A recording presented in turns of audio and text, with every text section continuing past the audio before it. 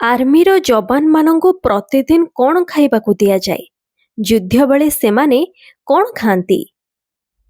ଭାରତୀୟ ସେନାଙ୍କ ପାଇଁ ଖାଦ୍ୟ କିପରି ଆଉ କିଏ ତିଆରି କରନ୍ତି? ଯୁଦ୍ଧ ବେଳେ ସେନାର ଯବାନମାନଙ୍କ ପାଖକୁ କିପରି ପହଞ୍ଚାଯାଏ ଖାଦ୍ୟ?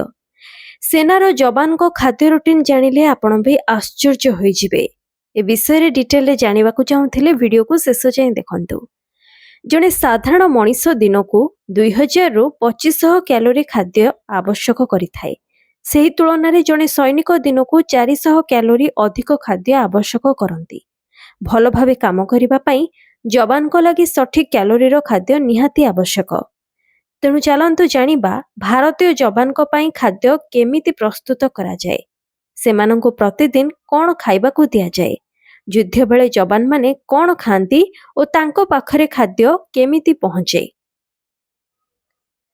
ଆପଣ ଜାଣି ରଖନ୍ତୁ ଯେ ଭାରତୀୟ ସେନାର ପ୍ରତ୍ୟେକ ରେଜିମେଣ୍ଟରେ ଖାଦ୍ୟ ରାନ୍ଧିବା ପାଇଁ ଏକ ରୋଷେଇଆ ଟିମ୍ ରହିଥାନ୍ତି। ସେମାନେ ସୈନିକମାନଙ୍କ ସହ ଦୁର୍ଗମ୍ୟ ସ୍ଥାନକୁ ମଧ୍ୟ ଯାଆନ୍ତି। ସୈନିକଙ୍କୁ ସବୁବେଳେ ତାଜା ଗରମ ଖାଦ୍ୟ ରୋଷେଇ କରି ଖାଇବାକୁ ଦିଆଯାଏ। ସେନାର ଏକ ନିର୍ଦ୍ଦିଷ୍ଟ ବିଭାଗ ଉପରେ ସେନାର ସବୁ ୟୁନିଟ୍କୁ ଖାଦ୍ୟ ଯୋଗାଇବାର ଦାୟିତ୍ୱ ରହିଥାଏ। ପ୍ରତ୍ୟେକ ୟୁନିଟ୍ ସହ ଯୁଦ୍ଧ କ୍ଷେତ୍ରରେ ଥିବା ସୈନ୍ୟମାନଙ୍କ ପାଇଁ ମଧ୍ୟ ସେମାନେ ଖାଦ୍ୟ ଓ ପାନୀୟ ବ୍ୟବସ୍ଥା କରିଥାନ୍ତି। କେଉଁ ୟୁନିଟ୍କୁ କେତେ ଖାଦ୍ୟ ସାମଗ୍ରୀ ଦିଆଯିବ ତାହା ସେହି ୟୁନିଟ୍ର ସୈନିକଙ୍କ ସଂଖ୍ୟା ଉପରେ ନିର୍ଭର କରିଥାଏ।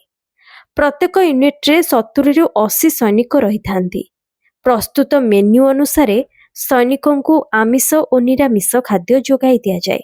ହେଲେ ବର୍ଡର ସିକ୍ୟୁରିଟି ଫୋର୍ସଙ୍କ କ୍ଷେତ୍ରରେ ଏହା ସାମାନ୍ୟ ଭିନ୍ନ ହୋଇଥାଏ। ଯେଉଁ ସ୍ଥାନରେ ସେମାନେ କ୍ୟାମ୍ପ ଲଗାଇଥାନ୍ତି ସେଠାକୁ ବଡ଼ କଣ୍ଟେନର ସାହାଯ୍ୟରେ ଖାଦ୍ୟ ସାମଗ୍ରୀ ପଠାଯାଏ। ପରିବହନ ସୁବିଧା ନଥିଲେ ହେଲିକପ୍ଟର ସାହାଯ୍ୟରେ କ୍ୟାମ୍ପ ପାଖାପାଖି ଜାଗାର ଉପରୁ ଖାଦ୍ୟ ସାମଗ୍ରୀ ପକାଯାଏ। ଯବାନମାନେ ସେଠାରୁ ସ୍ଥାନୀୟ ପବ୍ଲିକ ଟ୍ରାନ୍ସପୋର୍ଟ କିମ୍ବା ଗଧ ତଥା ଘୋଡ଼ାଙ୍କ ସାହାଯ୍ୟରେ ସେସବୁ ନିଜ କ୍ୟାମ୍ପ ଯାଏଁ ନେଇଯାଆନ୍ତି। ସୈନିକଙ୍କ ସହ ଯାଇଥିବା ରୋଷେଇଆ ଟିମ୍ ସେଥିରୁ ଖାଦ୍ୟ ପ୍ରସ୍ତୁତ କରିଥାନ୍ତି। ଯୁଦ୍ଧ ବେଳେ ସୈନିକମାନଙ୍କ ପାଖକୁ ଇନ୍ସୁଲେଟେଡ୍ କଣ୍ଟେନରରେ ଖାଦ୍ୟ ଭର୍ତ୍ତି କରି ପଠାଯାଏ। ବ୍ରେକଫାଷ୍ଟରେ ଚାହା, ପୁରୀ, ପରଠା ସହ ତରକାରୀ ମଧ୍ୟ ଦିଆଯାଏ। ଲଞ୍ଚରେ ଭାତ, ରୁଟି, ଡାଲି ଓ ପନିପରିବାରେ ତିଆରି ତରକାରୀ ଏବଂ ତାହା ସହ ସାଲଡ ଆଦି ଦିଆଯାଏ। ରାତିରେ ସୈନିକଙ୍କୁ ହାଲୁକା ଖାଦ୍ୟ ଦିଆଯାଏ। ସପ୍ତାହକୁ 2 ଥର ସୈନିକଙ୍କୁ ଆମିଷ ଖାଇବାକୁ ଦିଆଯାଏ ଏବଂ ନିରାମିଷାଂଶୀ ସୈନିକଙ୍କୁ ପନିର ସହ କ୍ଷୀର ଖାଇବାକୁ ଦିଆଯାଏ। ସେନାରେ ଥିବା ରୋଷେଇଆମାନଙ୍କୁ ମଧ୍ୟ ଆର୍ମି ଟ୍ରେନିଂ ଦିଆଯାଇଥାଏ। ଯେପରିକି ଅସୁବିଧା ସମୟରେ ବା ଜରୁରୀକାଳୀନ ସ୍ଥିତିରେ ସେମାନେ ସୈନ୍ୟମାନଙ୍କୁ ସାହାଯ୍ୟ କରିପାରିବେ।